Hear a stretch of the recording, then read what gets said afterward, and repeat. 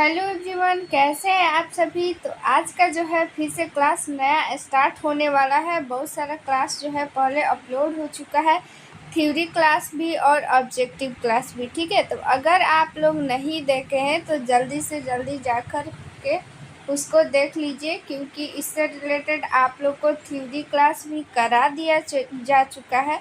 तो theory class कर करके उसके बाद आप लोग ऑब्जेक्टिव क्लास कीजिएगा तो और भी बहुत ही अच्छे तरीके से आप लोग को समझ में आ जाएगा। ठीक है, इससे पहले थ्योरी क्लास हो रहा था, लेकिन बहुत लोग का जो है कहना था कि मैम ऑब्जेक्टिव क्लास कराइए।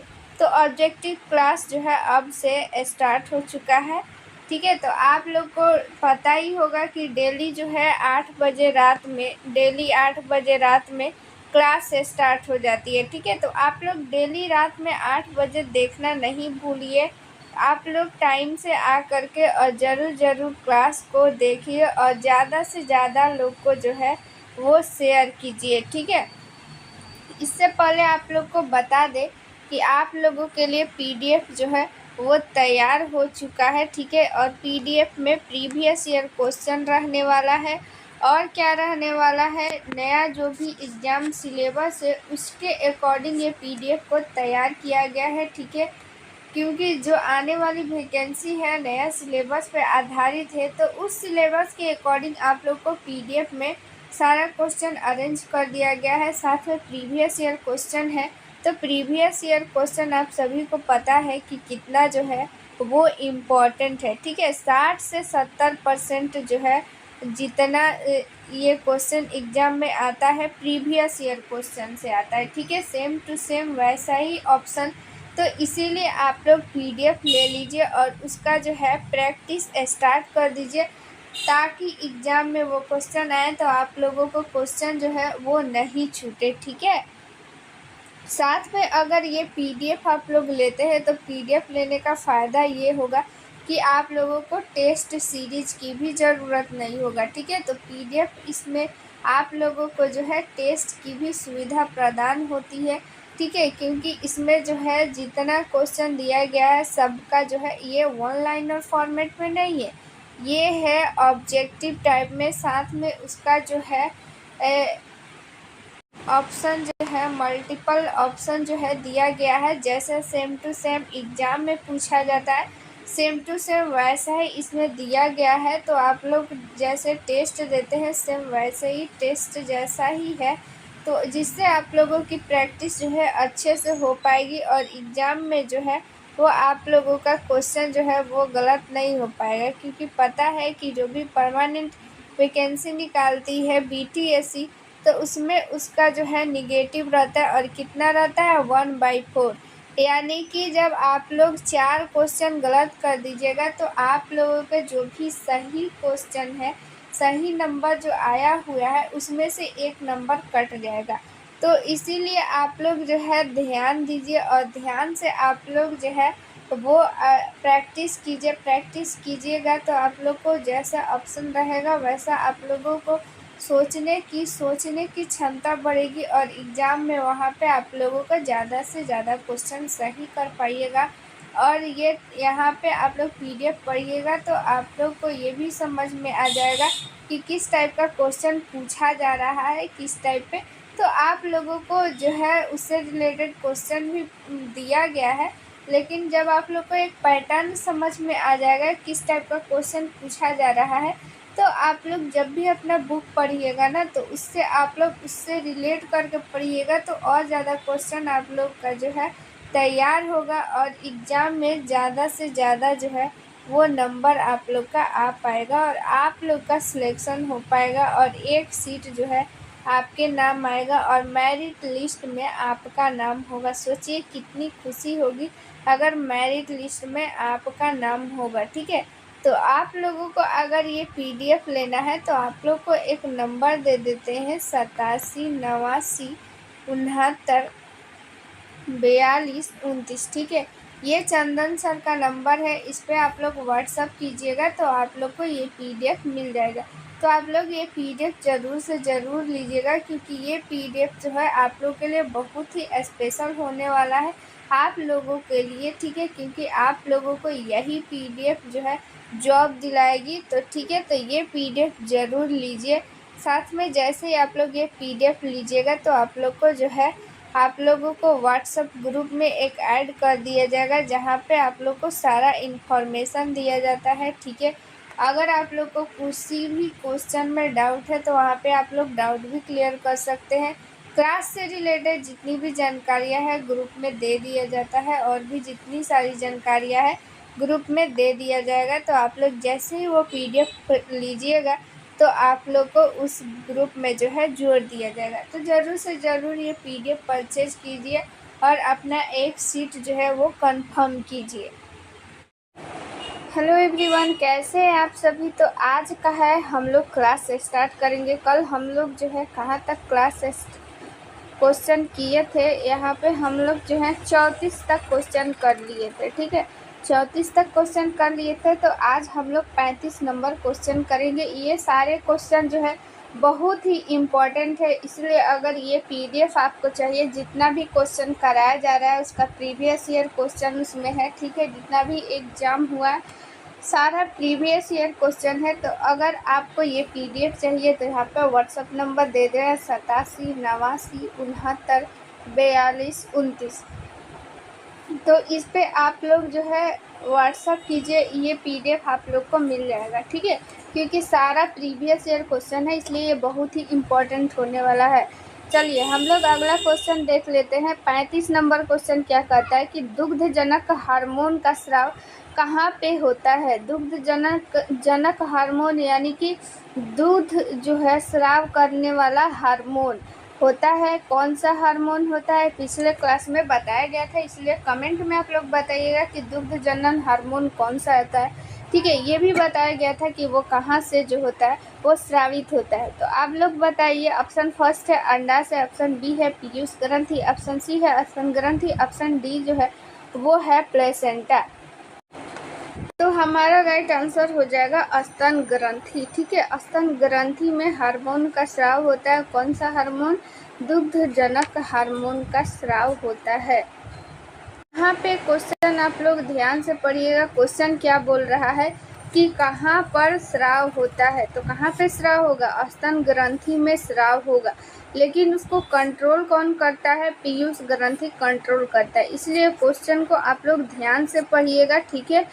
क्वेश्चन क्या कर रहा है ये समझिएगा। प्लेसेंटा के बारे में आप सभी को पता होगा कि प्लेसेंटा क्या होता है, कि प्लेसेंटा से जो बच्चा होता है, जो भ्रूण होता है, जो एम्ब्रियो होता है, उसको भोजन कहाँ से मिलता है? प्लेसेंटा से मिलता है। याद रखिएगा, क्वेश्चन पूछा जाता है कि भ्रूण को भोजन किससे प्राप्त होता है, तो प्लेसेंटा से। और अंडाशय के बारे में आप सभी को पता है कि फीमेल में होता है सिर्फ अंडाशय, मेल में नहीं होता। और इसकी संख्या कितनी होती है? इसकी संख्या 2 होती है, याद रखिएगा।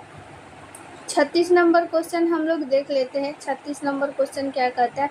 अग्न्याशय कौन सा रस निःसृत करता है, ठीक है। अग्न्याशय यानी कि पैनक्रियाज जो होता है, रस यानी कि जूस इसको इंग्लिश में बोलते हैं, ठीक है। तो आप लोग को हिंदी और इंग्लिश दोनों जो है हम ट्रांसलेट करके बताते जा रहे हैं, इसलिए जो इंग्लिश मीडियम वाले होंगे उनको भी कोई दिक्कत नहीं होगा। तो यहाँ पे क्वेश्चन ये बोल रहा है कि अग्न्याशय कौन सा यानी पैनक्रियाज कौन सा जो है रस निःसृत करता है, यानी कि अग्न्याशय से कौन सा जूस जो होता है वो निकलता है। ऑप्शन फर्स्ट है इंसुलिन, ऑप्शन बी है पीत रस, ऑप्शन सी है पाचक रस, और ऑप्शन डी है इनमें से कोई नहीं। तो यहाँ पे पैनक्रियाज का क्या हो जाएगा? ऑप्शन बी पीत रस, ठीक है। यहाँ पे क्वेश्चन में ध्यान दीजिएगा कि रस का बात किया जा रहा है। अगर यहाँ पे आप लोगों के सामने हार्मोन का बात किया जाता तब इंसुलिन टिक करते, ठीक है। इसलिए ऑप्शन आप लोग ध्यान से देखिए। ऑप्शन क्या है कि बहुत ही कंफ्यूजिंग है। पीत रस यानी कि बाइल जूस का बात कर रहे हैं। बाइल जूस इसको इंग्लिश में बोलते हैं। तो बाइल जूस जो होता है किससे स्रावित होता है? अग्न्याशय से, यानी कि पैनक्रियाज से स्रावित होता है। लेकिन ये इकट्ठा कहाँ रहता है? पित्ताशय में, ठीक है। कहाँ इकट्ठा रहता है? पित्ताशय में, लेकिन निकलता कहाँ से है? अग्न्याशय से, याद रखिएगा। इंसुलिन भी कहाँ से निकलता है? अग्न्याशय से निकलता है। और यहाँ पे पाचक रस की बात करें तो पाचक रस का स्राव कहाँ से होता है? एस्टोमक से, ठीक है। एस्टोमक से निकलता है पाचक रस। एस्टोमक को हम लोग हिंदी में क्या बोलते हैं? अमाशय बोलते हैं, अमाशय, ठीक है, यानी कि पेट भी इसको बोलते हैं। तो इससे अमाशय से क्या निकलता है? पाचक रस यानी एस्टोमक। अमाशय यानी कि एस्टोमक, ठीक है। चलिए अगला क्वेश्चन 37 नंबर क्वेश्चन देखते हैं। शरीर के किस अंग की खराबी से मधुमेह रोग का प्रकोप होता है? यानी कि कौन सा अंग जो होता है वो खराब हो जाएगा जिससे कि हमें मधुमेह रोग, मधुमेह यानी कि डायबिटीज, ठीक है, शुगर, और इसको क्या बताए थे आप लोगों को? चिनिया रोग भी बोलते हैं, ठीक है। तो कौन सा रोग हो जाएगा किस अंग के खराब हो जाने से? ठीक है, ऑप्शन फर्स्ट है लिवर, ऑप्शन बी है पैनक्रियाज या अग्न्याशय, ऑप्शन सी है किडनी, ऑप्शन डी है हृदय। तो क्या हो जाएगा यहाँ पे? ऑप्शन बी जो हो जाएगा राइट आंसर हो जाएगा, क्योंकि जो ये मधुमेह रोग होता है यानी कि डायबिटीज रोग होता है, वो किस लिए होता है? वो इंसुलिन के जो कमी होती है या फिर उसको गड़बड़ी बोलिए, इंसुलिन की कमी के कारण या फिर ज़्यादा के कारण, ठीक है। डायबिटीज दो प्रकार के होता है, अगर इंसुलिन कम भी हो जाएगा तभी भी और ज़्यादा हो जाएगा तभी भी, ठीक है। तो इंसुलिन की गड़बड़ी के कारण मधुमेह रोग होता है। तो इंसुलिन कहाँ से स्राव होता है? अभी बताए पैनक्रियाज से। तो पैनक्रियाज क्यों उसका गड़बड़ स्राव होगा? क्योंकि इंसुलिन का स्राव गड़बड़ क्यों होगा? क्योंकि पैनक्रियाज जो होता है उसमें गड़बड़ी हो जाने के कारण होता है, ठीक है। तो याद रखिएगा मधुमेह रोग जो होता है पैनक्रियाज अंग की खराबी से होता है। चलिए ये बहुत ही इजी क्वेश्चन है, आप सभी लोग इसका आंसर दीजिए कि सूर्य की रोशनी से हम क्या प्राप्त करते हैं? कौन सा विटामिन मिलता है सूर्य की रोशनी से, यानी सनलाइट से हमें कौन सा विटामिन प्राप्त होता है? ऑप्शन फर्स्ट है विटामिन ए, ऑप्शन बी है विटामिन बी, ऑप्शन सी है विटामिन सी, ऑप्शन डी है विटामिन डी। तो यहाँ पे विटामिन डी जो हो जाएगा वो राइट आंसर हो जाएगा, ठीक है। विटामिन डी का आप लोग रासायनिक नाम बताइए। कैल्सीफेरॉल होता है, इसका रासायनिक नाम कैल्सीफेरॉल होता है, ठीक है। विटामिन ए का रासायनिक नाम अगर आपसे पूछे तो रेटिनॉल बताइएगा, और विटामिन बी का रासायनिक नाम पूछे तो इसका नाम बताइएगा थायमिन, और विटामिन सी का अगर रासायनिक नाम पूछे तो आप लोग बताइएगा एस्कॉर्बिक एसिड, ठीक है। ये सारा कुछ आप लोग नोट कर लीजिए अगर नहीं याद है तो, ठीक है। चलिए अगला क्वेश्चन देख लेते हैं। 39 नंबर क्वेश्चन क्या कहता है?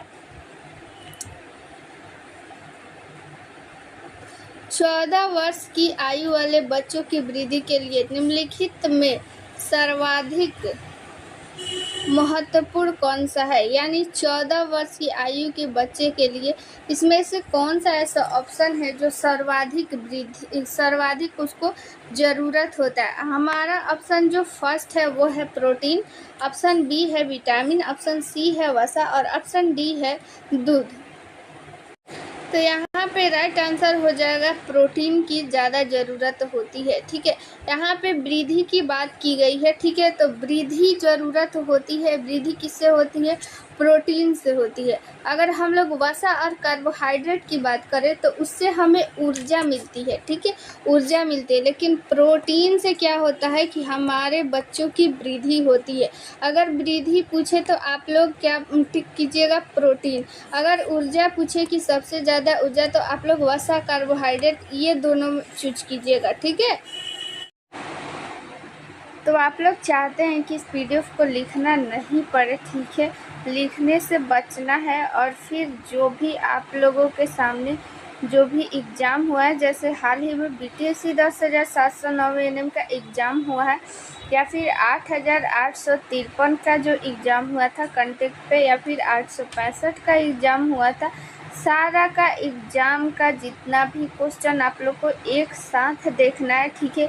उस क्वेश्चन को एनालिसिस करना है तो आप लोग ये पीडीएफ ले लीजिए, ठीक है। इस पीडीएफ में मिलेगा आप लोग को 4000 प्लस क्वेश्चन, और उसमें रहेगा प्रीवियस ईयर क्वेश्चन यानी पिछला जितना भी एएनएम का एग्ज़ाम हुआ है सारा क्वेश्चन रहने वाला है, इसमें सारे शिफ्ट का क्वेश्चन रहने वाला है, और प्लस जो भी इससे रिलेटेड वीवीआई क्वेश्चन बन सकता है वो सारा क्वेश्चन आप लोग के सामने इसमें रहेगा, जिससे आप लोग खुद भी एनालिसिस कर पाएंगे, खुद से भी समझ पाएंगे कि किस टाइप का क्वेश्चन जो है वो पूछा जा रहा है, किस टाइप का क्वेश्चन पूछा जा सकता है। ठीक है, जो भी इम्पोर्टेंट क्वेश्चन है सारा क्वेश्चन रहेगा। जो भी एएनएम में 6 सब्जेक्ट होता है, ठीक है, सेकेंड ईयर में जो होता है मिडवाइफरी और हेल्थ सेंटर मैनेजमेंट, और फर्स्ट ईयर में health promotion, child health nursing, community health nursing और प्राइमरी हेल्थ, ये सारा जो है आप लोग के सामने जितना भी क्वेश्चन है सारा कुछ रहने वाला है। ठीक है, और सारा इम्पॉर्टेंट जितना भी क्वेश्चन है सारा रहेगा, आप लोग को लिखने की ज़रूरत नहीं है, सारा एक पीडीएफ में मिल जाएगा। इस पीडीएफ को अब आप लोग के मन में आ रहा होगा कि ये पीडीएफ कैसे ले, तो ये पीडीएफ लेने के लिए आप लोग के सामने एक व्हाट्सअप नंबर यहाँ पे दिख रहा है। ये व्हाट्सअप नंबर चंदन सर का है। ये व्हाट्सअप नंबर आप लोग जो है स्क्रीनशॉट ले लीजिए और अपने जो है मोबाइल में सेव कर लीजिए, और फिर इस पर व्हाट्सअप कीजिए कि पीडीएफ चाहिए, तो आप लोगों को ये पीडीएफ व्हाट्सएप पे मिल जाएगा। ठीक है, बहुत ही इम्पॉर्टेंट ये पीडीएफ है। आप लोग के सामने जो भी एग्ज़ाम में वैकेंसी आने वाली है, जो भी वैकेंसी आने वाली है, ठीक है, वो वैकेंसी में इस पीडीएफ से आप लोग 100% श्योर रहिए कि इस पीडीएफ से ही क्वेश्चन आने वाला है, क्योंकि अभी तक जितना भी एग्ज़ाम हुआ है सारे एग्ज़ाम का इसमें रहने वाला है प्रीवियस ईयर क्वेश्चन, प्लस उससे रिलेटेड जितना भी इम्पोर्टेंट क्वेश्चन है सारा कुछ इंक्लूड किया गया है। ठीक है, और वो पीडीएफ जो है इसमें आप लोग को यूट्यूब पे पढ़ाया भी जाएगा, और जो भी एक स्पेशल की पॉइंट है उसको आप लोग को मिलेगा एक व्हाट्सएप ग्रुप में। जैसे ही आप लोग ये पीडीएफ परचेज कीजिएगा आप लोगों को एक व्हाट्सएप ग्रुप में ऐड कर दिया जाएगा, और उस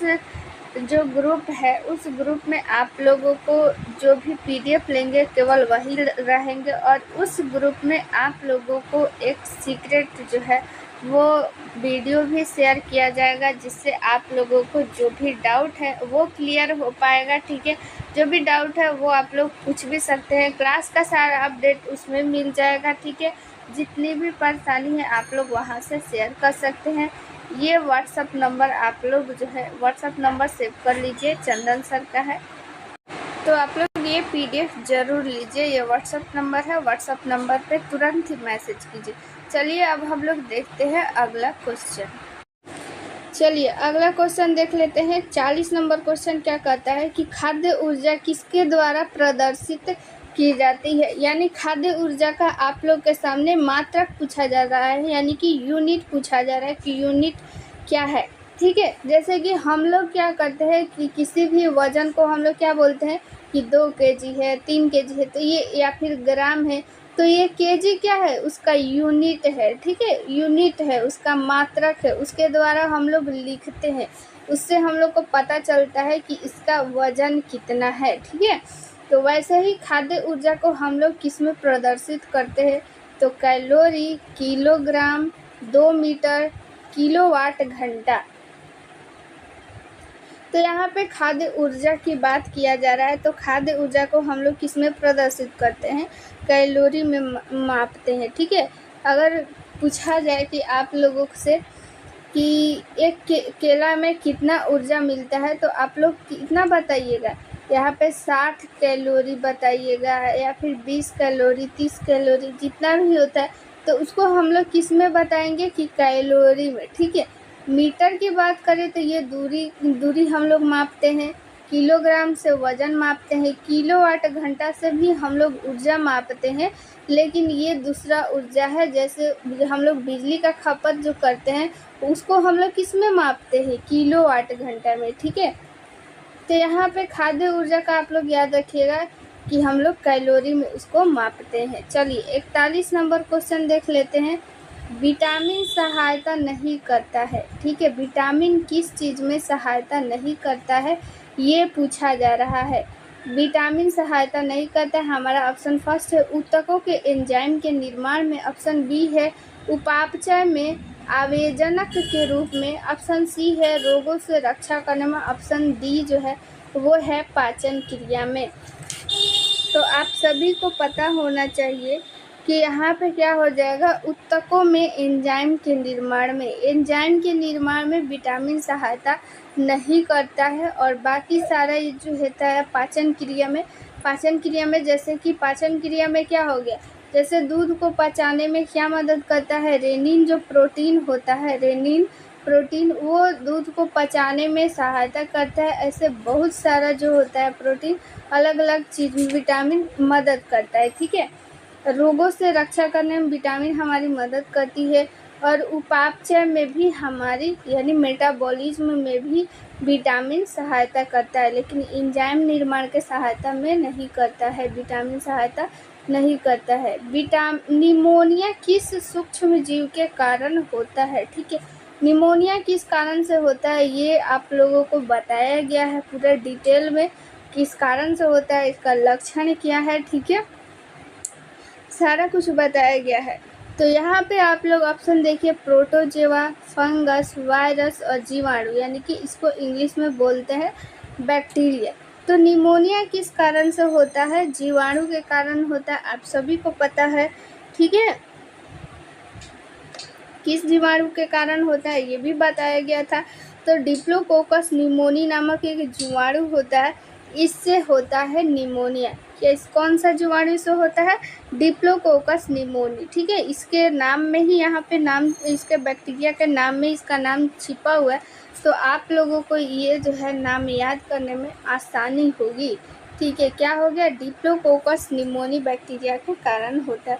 और निमोनिया से कौन सा जो होता है अंग प्रभावित होता है, तो आप लोग बताइएगा, फेफड़ा यानी कि लंग्स प्रभावित होता है निमोनिया से।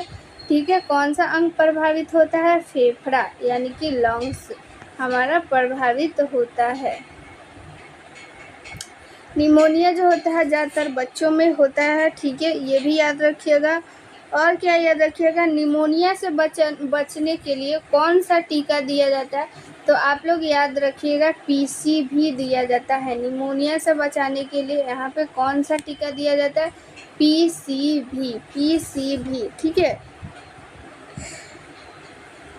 Pneumococcal vaccine. ठीक है, इसका फुल फॉर्म होता है निमोकोकल वैक्सीन दिया जाता है, इसको शॉर्टकट में पीसी भी बोलते हैं।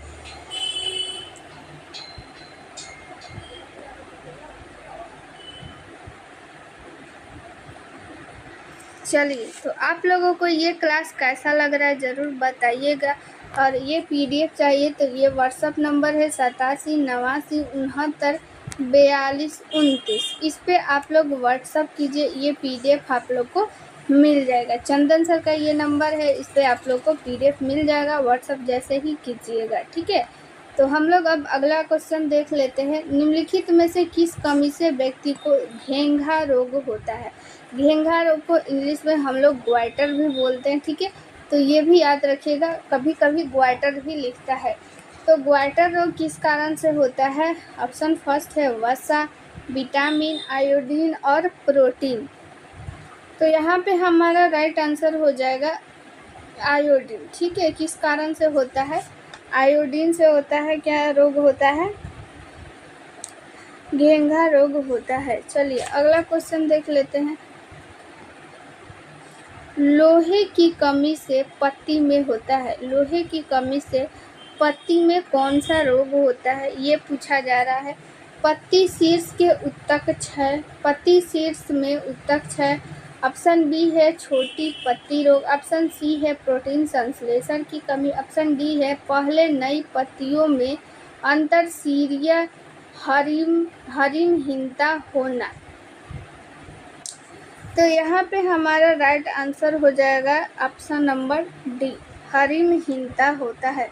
इसको हम लोग इंग्लिश में हरिमहीनता को क्लोरोसिस बोलते हैं। ठीक है, कि पत्तियों में अंतरशीरीय हरिमहीनता यानी क्लोरोसिस, यानी कि क्या हो जाएगा कि भोजन क्या हो जाएगा, वो बना नहीं पाती है पत्तियाँ। ठीक है,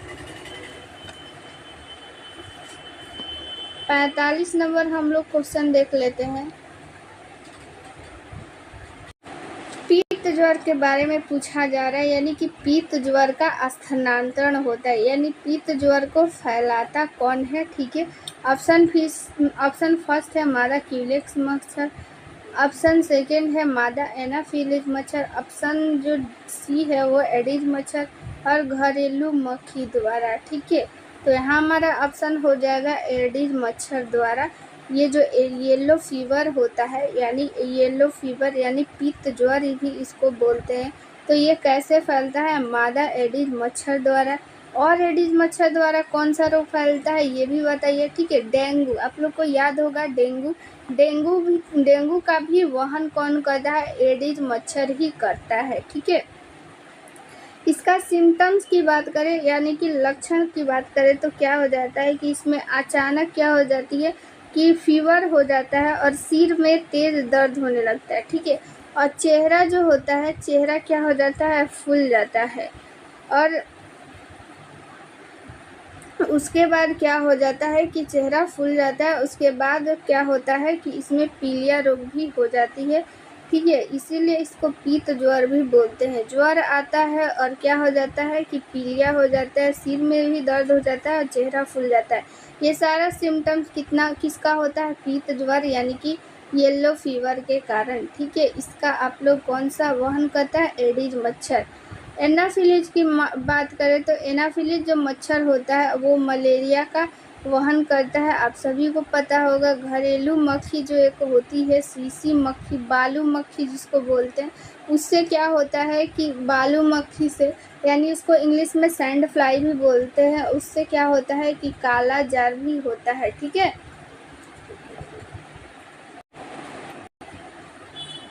याद रखिएगा। चलिए, अब तपेदिक रोग का बात किया जा रहा है। ठीक है, तपेदिक रोग का कारण है, तपेदिक रोग को हम लोग इसको टीबी रोग भी बोलते हैं। ठीक है, क्षय रोग भी बोलते हैं इसको हिंदी में, और टीबी इसको इंग्लिश में ट्यूबरकुलोसिस बोलते हैं।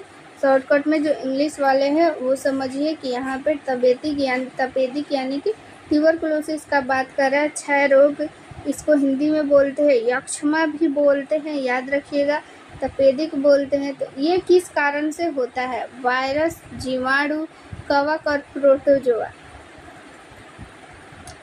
तो यहाँ पे इसका राइट आंसर हो जाएगा ऑप्शन नंबर बी, जीवाणु के कारण होता है। ठीक है, जीवाणु के कारण होता है, तो यह किस जीवाणु के कारण होता है, माइकोबैक्टीरियम ट्यूबरकुलोसिस। माइकोबैक्टीरियम ट्यूबरकुलोसिस एक बैक्टीरिया का नाम है, इसी के कारण ये टीबी रोग होता है। इसमें क्या, इसका लक्षण क्या है, तो खांसी के साथ कफ और रक्त निकलने लगता है। ठीक है, खांसी के साथ क्या निकलता है, बलगम और ब्लड निकलने लगता है, जिससे सांस लेने में क्या होती है, कठिनाई होती है, और सीने में क्या हो जाता है, दर्द होने लगता है, और शरीर का वजन क्या होने लगता है, घटने लगता है, जिससे कि हमें क्या हो जाता है, वीकनेस फील होने लगता है। वजन घटेगा तो क्या हो जाएगा, वीकनेस फील होगा ही। ठीक है, तो ये सारा लक्षण है इसका। टीबी रोग का क्या क्या लक्षण है, खांसी आता है। ठीक है, खांसी 2 सप्ताह से अधिक अगर होता है तो वो टीबी का क्या हो जाता है, लक्षण होता है। तो इसमें क्या होता है कि खांसी के साथ साथ बलगम यानी कफ आने लगता है, और क्या होता है, ब्लड आने लगता है। ठीक है, और क्या होता है कि सांस लेने में कठिनाई आती है, और सीने में भी दर्द होने लगता है, वजन घटने लगता है, जिससे हमें की कमजोरी महसूस होने लगता है।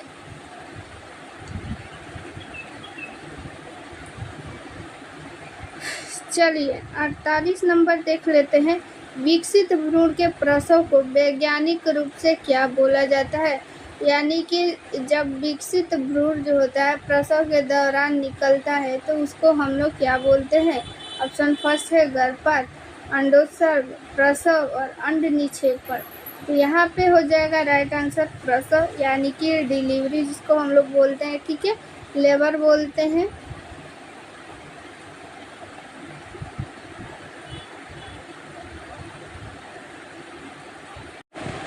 चलिए, क्वेश्चन इम्पोर्टेंट है ये क्वेश्चन, आप लोग देखिए क्वेश्चन क्या कर रहा है कि ऐसी महिला जो दूसरे के लिए बच्चे पैदा करने हेतु अपना गर्भाशय किराए पे देती है क्या कहलाती है। ठीक है, ऐसी महिलाएं जो दूसरों के लिए बच्चा पैदा करने हेतु तो अपना गर्भाशय किराए पे देती है। पहले इसका आंसर बताइए, फिर इस क्वेश्चन को समझाएंगे। हमारा ऑप्शन फर्स्ट है जैविक माता, ऑप्शन बी है सौतेली माता, ऑप्शन बी है सरोगेट मदर, ऑप्शन डी है फोस्टर मदर यानी कि धात्री। ठीक है, तो इसको हम लोग क्या बोलेंगे, सरोगेट मदर। ठीक है, इसमें क्या होता है कि अगर कोई महिला है, अगर उसके क्या होता है कि गर्भाशय यानी इसको इंग्लिश में बोलते हैं यूट्रस, उसके यूट्रस में कुछ जो है बीमारी है या फिर वो प्रेगनेंसी कंसीव नहीं कर पा रही है। ठीक है, तो कुछ कारण से क्या होता है कि उसके अंडाशय से क्या निकाल लिया जाता है कि एग निकाल लिया जाता है, यानी अंड निकाल लिया जाता है, और उसके पति से क्या निकाल लिया जाता है, स्पर्म निकाल लिया जाता है, और दोनों को मिला करके एक दूसरी महिला रहती है उसके यूट्रस में क्या किया जाता है, इम्प्लांट कर दिया जाता है यानी आरोपण कर दिया जाता है। ठीक है, और फिर क्या होता है, वो 9 मंथ जो है अपने यूट्रस में उसको रख करके, गर्भाशय में रख करके और उस बच्चे को जन्म देती है। फिर 9 मंथ बाद उसका काम ख़त्म हो जाता है और जो उसकी पहली माता होती है जिससे कि एग निकाला गया था उसको वो दे देती है। बहुत सारी आप लोग जो है अभिनेत्री को देखे होंगे कि वो क्या करती है कि सरोगेट मदर को रखती है। ठीक है, क्योंकि उनकी क्या होती है, ज़िंदगी बहुत ज़्यादा भागदौड़ वाली होती है, या फिर आप लोग देखे होंगे कि बहुत जो मदर होती है प्रेगनेंसी कंसीव कर ली रहती है और उस दौरान वो उसका क्या होता है कि शो रहता है, फिल्म शूटिंग ये सब कुछ रहता है, भागदौड़, तो जिससे क्या करती है कि वो सरोगेट मदर को रख लेती है। ठीक है, तो यही होती है सरोगेट मदर। इसमें क्या होता है कि एक कपल होता है, ठीक है, उस कपल से, उसमें जो मेल कपल होता है उससे स्पर्म निकाल लिया जाता है और फीमेल जो उसमें होती है उससे एग निकाल करके और दूसरी मदर के यूट्रस में इम्प्लांट कर दिया जाता है, और वो सारा कुछ कर करके उसके बाद वो जो उसकी जैविक माता होती है, ठीक है, बायोलॉजिकल इसमें मदर बोलते हैं जिसको इंग्लिश में, उसको फिर वो दे देती है डिलीवरी के बाद। सौतेली माता आप सभी को पता होगा कि क्या होती है, और धात्री यानी कि जो ब्रेस्ट फीडिंग कराती है माँ उसको बोलते हैं धात्री यानी फोस्टर मदर। ठीक है, 49 नंबर अब हम लोग देखते हैं, मानव शरीर में प्रोस्टेट एक क्या है। मानव शरीर में प्रोस्टेट नाम का एक चीज़ होता है, आखिर ये प्रोस्टेट क्या है। ठीक है, हमारा ऑप्शन फर्स्ट है संयोजी उत्तक, ऑप्शन बी है ग्रंथि, ऑप्शन सी है झिल्ली, ऑप्शन डी जो होता है वो है मांसपेशी। तो आप सभी को पता है कि प्रोस्टेट क्या है, एक ग्रंथि है। ठीक है, प्रोस्टेट क्या है, एक ग्रंथि है, और ये किसमें होता है, प्रोस्टेट ग्रंथि जो होता है वो सिर्फ और सिर्फ मेल में होता है। आप सभी को पता है कि प्रोस्टेट ग्रंथि किसमें होता है, मेल में होता है। इसका काम क्या है, तो ये प्रोस्टेट क्या है, एक ग्लैंड है, इससे एक फ्लूइड निकलता है। ठीक है, फ्लूइड रिलीज होता है, उस फ्लूइड का क्या नाम है, सीमेन, जिसको हिंदी में हम लोग वीर्य भी बोलते हैं। ठीक है, इसको हिंदी में क्या बोलते हैं, वीर्य भी बोलते हैं। और ये वीर्य यानी कि सीमेन किससे निकलता है, प्रोस्टेट ग्रंथि से ही निकलता है, याद रखिएगा। ठीक है, इसका काम क्या है वीर्य का, तो ये स्पर्म को आगे बढ़ने में मदद करता है। ठीक है, स्पर्म को आगे बढ़ने में मदद कौन करता है, वीर्य करता है। ठीक है, ये एक प्रकार का लिक्विड है, फ्लूइड है, कहाँ से निकलता है, प्रोस्टेट ग्लैंड से निकलता है, याद रखिएगा। चलिए 50 नंबर हम लोग क्वेश्चन देख लेते हैं, मानव शरीर की सबसे बड़ी मिश्रित ग्रंथि को हम लोग इंग्लिश में ग्लैंड भी बोलते हैं, याद रखिएगा। मानव शरीर की सबसे बड़ी मिश्रित ग्रंथि कौन सा है, ऑप्शन ए है थाइमस, ऑप्शन बी है यकृत यानी कि लीवर, ऑप्शन सी है अग्न्याशय यानी कि पैनक्रियाज, ऑप्शन डी है प्लीहा यानी कि इसको इंग्लिश में बोलते हैं स्प्लीन। ठीक है, तो जो मानव शरीर की सबसे बड़ी ग्रंथि है ना वो है अग्न्याशय यानी कि पैनक्रियाज। सबसे बड़ी ग्रंथि नहीं, मिश्रित ग्रंथि, सबसे बड़ी मिश्रित ग्रंथि होती है अग्न्याशय। अगर सबसे बड़ी ग्रंथि पूछा जाता तो यहाँ पे आप लोग लगाते लीवर, ठीक है। थाइमस क्या होता है कि ये बच्चों में होता है और बाद में जब हम लोग बड़े होते हैं, वयस्क हो जाते हैं, तो ये गायब हो जाता है। क्यों? क्योंकि ये जो होता है दूध के पाचन में सहायता करता है, ठीक है। इसीलिए ये बच्चों में पाया जाता है, बड़ों में गायब हो जाता है, वयस्क हम लोग होते हैं तो। स्प्लीन को हम लोग क्या कहते हैं? आरबीसी का स्प्लीन यानी प्लीहा, इसको हम लोग क्या बोलते हैं? आरबीसी का कब्रग्राह। क्योंकि आरबीसी जब टूटती है ना, कितने दिनों में टूटती है? 120 दिन में टूटती है। तो ये टूट कर कहाँ पे जाती है? स्प्लीन में जाती है, यानी कि प्लीहा में ही जाती है। इसलिए इसको आरबीसी का कब्रग्राह भी बोलते हैं। अगर सबसे बड़ी ग्रंथि पूछा जाए तो आप लोग क्या बताइएगा? लीवर ग्रंथि बताइएगा, ठीक है। यहाँ पे बताया जा रहा है कि मिश्रित ग्रंथि। तो मिश्रित ग्रंथि से क्या होता है? मिश्रित ग्रंथि मतलब इससे कि हार्मोन और एंजाइम दोनों निकलता है, इसलिए इसको हम लोग क्या बोलते हैं? आग्नेयाशय मिश्रित ग्रंथि बोलते हैं, ठीक है। क्योंकि इससे क्या निकलता है? हार्मोन और एंजाइम दोनों निकलता है, इसलिए हम लोग इसको क्या बोलते हैं? कि मिश्रित ग्रंथि बोलते हैं। ग्रंथि क्या होता है? 3 प्रकार का होता है, अंतःस्रावी ग्रंथि, बाह्य स्रावी ग्रंथि और क्या होता है कि मिश्रित ग्रंथि, ठीक है। तो जो बाह्य स्रावी ग्रंथि होती है, ठीक है, तो उससे क्या निकलता है? बाह्य स्रावी ग्रंथि से एंजाइम निकलता है, ठीक है। और जो अंतःस्रावी ग्रंथि होता है उससे हार्मोन निकलता है। लेकिन ये जो मिश्रित ग्लैंड होता है ना, इससे दोनों निकलता है। तो वो मिश्रित ग्लैंड कौन सा है? अग्न्याशय यानी कि पैनक्रियाज। तो आप लोगों को अगर ये पीडीएफ चाहिए तो इस नंबर पे आप लोग मैसेज कीजिए। चंदन सर का नंबर है, ये है नंबर 87 89 69 42 29, ठीक है। इस नंबर पे आप लोग व्हाट्सअप कीजिएगा तो ये पीडीएफ आप लोग को मिल जाएगा, ठीक है। व्हाट्सअप कीजिएगा पीडीएफ के लिए, मिल जाएगा। क्योंकि ये पीडीएफ जो है बहुत ही इम्पोर्टेंट है, ये सारा क्वेश्चन जो है बहुत ही इम्पोर्टेंट है। इससे जो है क्वेश्चन पूछने का बहुत ही ज़्यादा चांस है। तो आप लोगों को अगर जो है अपना एग्ज़ाम में एक सीट कंफर्म करना है, ठीक है, तो ये पीडीएफ आप लोग के लिए बहुत ही स्पेशल होने वाला है। क्योंकि इसमें सारा प्रीवियस ईयर इंक्लूड किया गया है। तो प्रीवियस ईयर और प्लस में उससे रिलेटेड जितना भी क्वेश्चन है वो सारा कुछ इंक्लूड किया गया है। तो आने वाली जितनी भी वैकेंसी है उसके लिए ये बहुत ही स्पेशल होने वाला है पीडीएफ, जिससे आप लोगों की तैयारी बेहतर हो सके और आप लोगों का एक सीट कंफर्म हो सके और आप लोगों को ये जो वैकेंसी है उसमें एक सीट मिले और आने वाली वैकेंसी का आप लोग को वेट नहीं करना पड़े। क्योंकि आप सभी को पता है कि वैकेंसी आने में कितना टाइम लगता है और अभी फ़िलहाल जो है इलेक्शन का टाइम चल रहा है। तो जो भी वैकेंसी आएगी ना, बहुत अच्छा तरीके से जल्दी इसका काम होगा, आप लोगों को ज़्यादा वेट करना नहीं पड़ेगा। तो आप लोग को जल्दी से अगर आप लोगों को नौकरी लेना है तो ये पीडीएफ आप लोग को लेना ही पड़ेगा, ठीक है। अगर इससे रिलेटेड कोई भी इंक्वायरी करना हो तो आप लोग के सामने ये नंबर लिख दे रहे हैं 87 89 69 42 29। व्हाट्सअप ये नंबर है चंदन सर का। तो इस पर आप लोग व्हाट्सअप करके आप सारा इंक्वायरी कर सकते हैं। मिलते हैं नेक्स्ट वीडियो में। थैंक यू, जय हिंद।